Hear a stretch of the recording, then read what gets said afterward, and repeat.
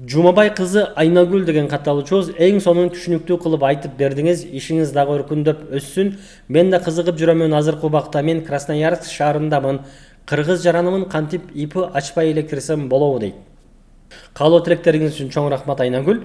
Бул жерде талкуулана турган маселе ИП ачпай эле кирсем болобу деген маселе. Достор, Wildberries'te 3 формат менен иштесек болот. Бирөө самозанятый.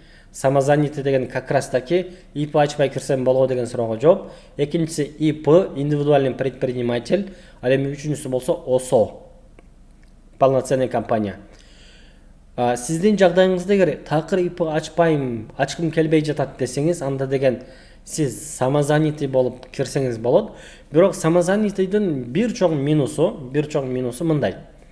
Жылдык оборотуңуз, айлык эмес, жылдык оборотуңуз 2 миллион рубльга жетсе, бул самозанятый болгон магазиниңиз, содаңыз токтоп калат. Андан кийин мажбур түрдө муну ИПга которушуңуз керек болот.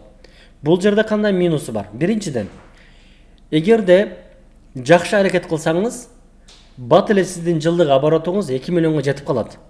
2 миллионду өтө чоң акча катары көрбөш керек, анткени рынок аябай чоң, бир эле оборотко кирип кетсеңиз 2 миллион бат эле болуп калат.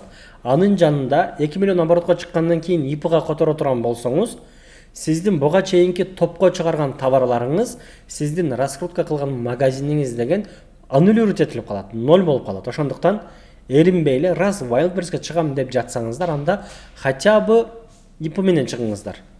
И желательно менин сунушум российский ИП менен чыгыңыздар. Анткени Кыргызстандын ИПларынын жылдык оборот лимити 8 миллион. 8 миллион деле өтө чоң акча эмес. Бул рубль менен караганда 8 миллион сом, рубль менен караганда балким азыр бир 6,5 миллион тегерек болушу мүмкүн.